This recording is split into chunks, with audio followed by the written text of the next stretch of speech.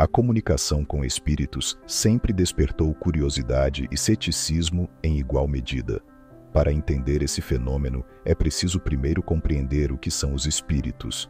Nada mais que pessoas que já morreram, gente que estava aqui e agora está lá. A única diferença entre eles e nós é que nós, por enquanto, temos um corpo físico.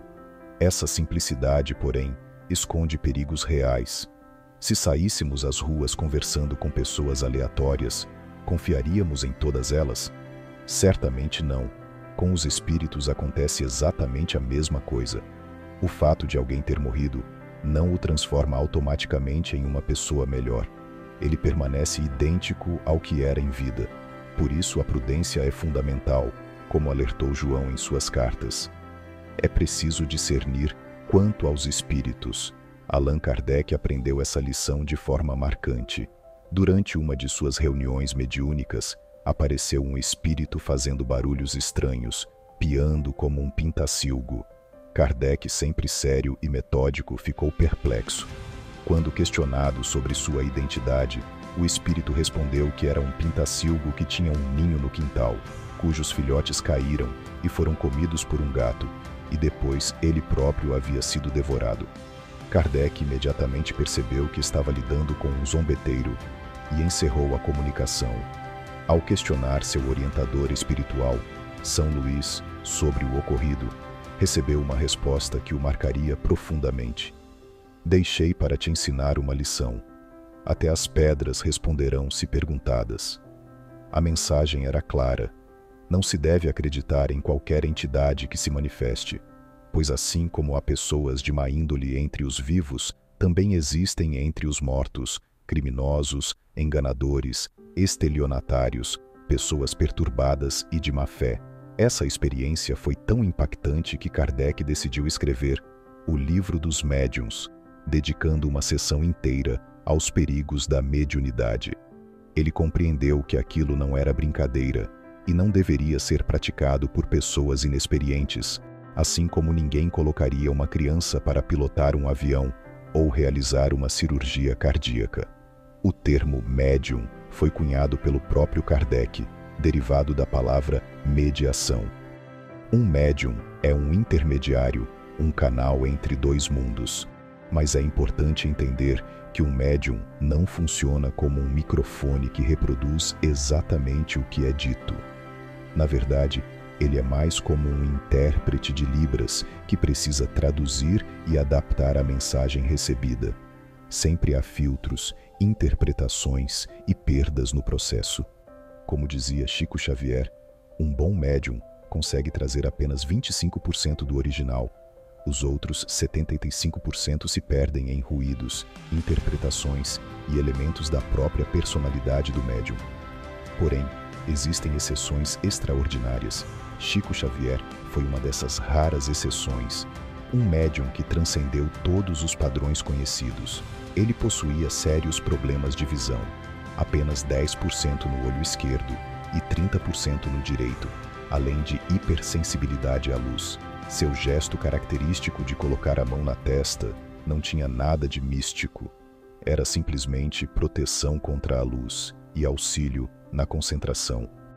Chico dominava diversos tipos de mediunidade, psicografia, onde sua mão se movia sem que ele soubesse o que estava escrevendo, audiência, onde ouvia claramente as vozes dos espíritos, vidência, onde os via, e conversação direta.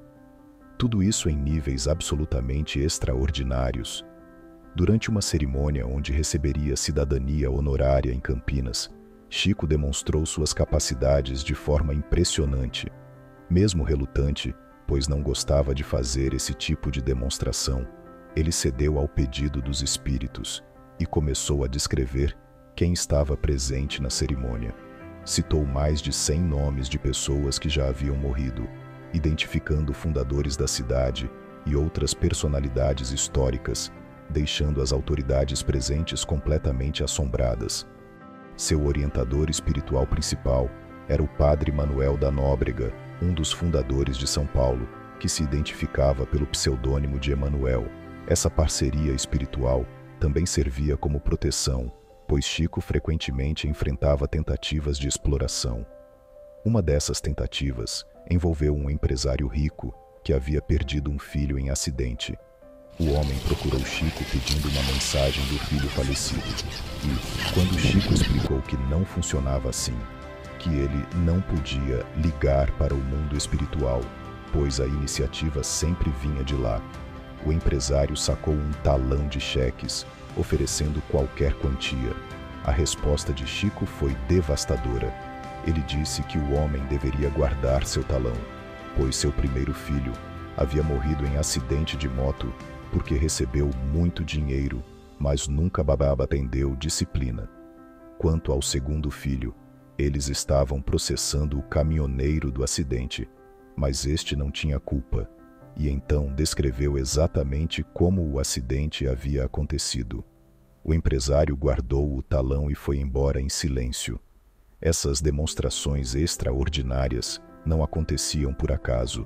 Os bons espíritos não são entidades ociosas à disposição para satisfazer nossa curiosidade. No caso de Chico, eles agiam dessa forma porque ele era um missionário com a função específica de provar que somos imortais. Cada manifestação tinha o propósito de semear essa compreensão na humanidade. Um dos casos mais tocantes envolveu uma família judaica de São Paulo que perdeu um filho de 22 anos em um acidente brutal. O pai ficou tão transtornado que todas as tardes ia ao cemitério dormir sobre o túmulo do filho. Amigos convenceram a família a procurar Chico Xavier, mesmo sendo de outra religião. Durante a reunião, Chico recebeu uma mensagem do jovem falecido, e um trecho estava escrito em hebraico. Quando o pai leu a mensagem, encontrou não apenas referências a toda a família, mas também um detalhe que o deixou completamente sem palavras. No final da carta, o filho dizia: "Pai, agora vou me despedir. Só quero te falar uma coisa. Quando o Senhor deixa a mamãe em casa para ir dormir no meu túmulo, eu fico com a mamãe. Você está lá sozinho, no lugar errado." Esse homem mais tarde declararia que, embora fosse judeu, Chico Xavier era para ele algo à parte e que ninguém poderia falar mal dele depois do que havia presenciado. Outro caso impressionante envolveu a cantora Nair Belo, que perdeu um filho tragicamente. Na mensagem que recebeu através de Chico, havia um trecho onde o filho dizia: "Mãe, aquele dia quando eu falei que não ia, eu estava só brincando." Nair desabou em lágrimas, pois essa havia sido uma conversa particular entre ela e o filho na véspera do Natal. Ele havia dito que não passaria o Natal com a família, mas estava apenas brincando. Planejava sair e depois voltar. Ninguém mais sabia dessa conversa íntima entre mãe e filho. Esses fenômenos não se limitavam a Chico Xavier. O Brasil foi um verdadeiro celeiro de médiuns extraordinários. Luiz Gasparetto, por exemplo, pintava quadros recebendo espíritos de pintores famosos, usando simultaneamente os pés e as mãos, criando obras completamente diferentes entre si, com estilos únicos de cada artista que se manifestava. Havia também José Arigó, o médium de cura que operava pacientes com instrumentos rudimentares, guiado pelo espírito do Dr. Fritz. Arigó chegou a ser preso por exercício ilegal da medicina, mas continuou operando mesmo na cadeia, usando um simples canivete para realizar cirurgias complexas nos olhos, no cérebro e no estômago de outros presos. Todos esses casos apontam para uma realidade que transcende nossa compreensão material. Somos seres imortais passando por uma experiência terrena temporária. O corpo nasce e morre, mas o espírito continua sua jornada. Essa compreensão muda completamente nossa perspectiva sobre as dificuldades da vida, pois entendemos que cada desafio é uma oportunidade de aprendizado e crescimento, não um ponto final.